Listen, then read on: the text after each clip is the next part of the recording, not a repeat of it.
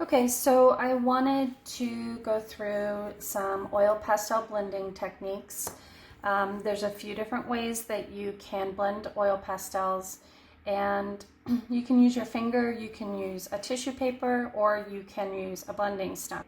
The other thing you can do is you can actually use the oil pastel itself to help blend. And when you're doing oil pastel, one of the first rules is that you want to draw darkly. So you don't want to see the white of the paper underneath. And you always want to start with the darkest color and blend to the lightest. So I'm just going to start by doing one color with white. And I'm going to use blue. And try to stay neat, but the oil pastels are really fat on the end. So you just want to use the edge to get into tight spots. You can also use your blending stump when you're trying to get into a very tight area. So I'm just laying down, because I'm just doing one color, I'm laying down quite a bit of the blue, the dark color first, and then I'm going to blend this with white.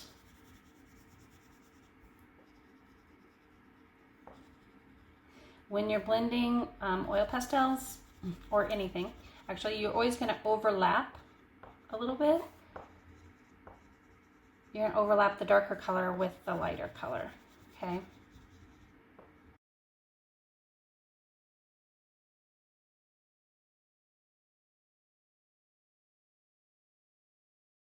So if you want to clean your oil pastel, if you have a little bit of color, I have blue on it, so it doesn't really matter, but I want to stay really white on the corner. So you just wipe it off on some tissue paper or a paper towel. Okay. So I'm going to keep this corner nice and white.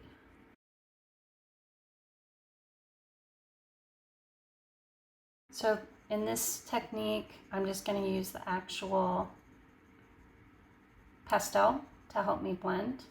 You can use any combination of these, okay? If you use little circles, a lot of times it is a softer looking blend. So I'm going to use my finger to do the more detailed blending. Like I said, you can use any combination of blending, okay? Okay, and then for the edges, I'm going to use my blending stump just to get those tight, those little corners. Okay, and so the next one I'm going to do is to blend two analogous colors. So analogous colors, we've already learned, sit next to each other on the color wheel. So I'm just going to blend orange and yellow. This time I'm going to go across.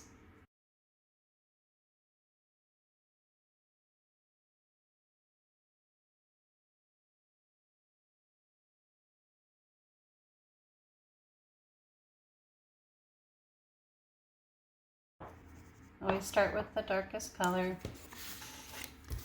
and then the lighter color comes on top of that.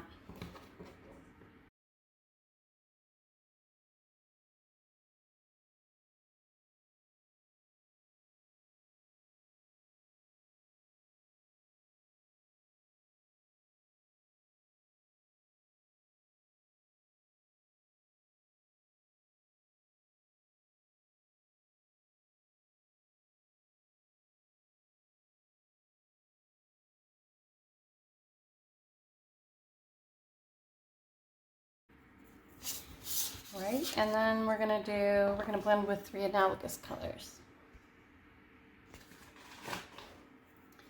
So to clean off your stump, you can use a little bit of sandpaper, and you just rub the stump onto the sandpaper to clean off any extra oil pastel from a previous blend. Make sure that if you're gonna blend with your fingers, that your fingers are clean before you go to the next color. So now, the more fun part, in my opinion, is to blend the multiple colors. So we're gonna go I'm gonna do violet and blue.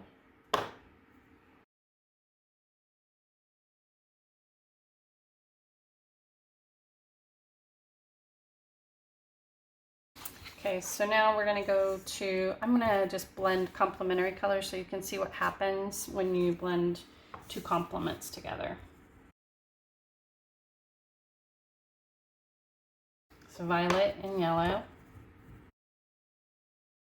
Of course, you end up, when you blend it together, you end up with a neutral or a brown, okay?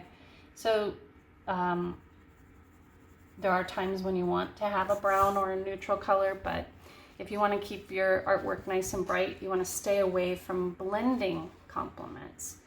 That doesn't mean that you can't use them side by side, because if you use them side by side, what happens is that it creates emphasis in your art. So if I, for example, do yellow,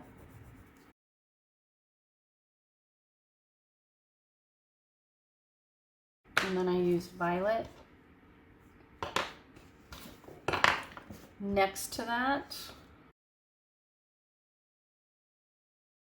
without blending, but just laying them side by side,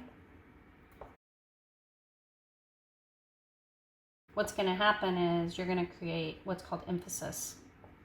And emphasis is just, it draws the viewer's eye. So it's the first thing that you look at when you look at a piece of art. Okay, so I'm going to draw another. So I'll use the lighter violet along this edge.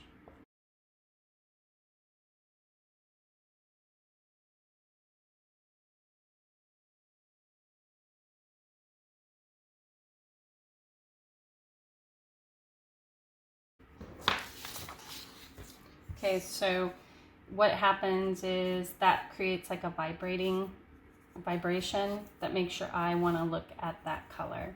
And that's why professional sports teams use complementary colors. Like the Vikings are violet and yellow, the Chicago Bears are blue and orange. So that's one way to create emphasis. Basically, the way to create emphasis in a piece of art is to have something that's different than everything else. Will be the most effective way to create emphasis. Now, I ask you to do a carving texture, and you can do that with anything really that's sharp, with a sharp edge.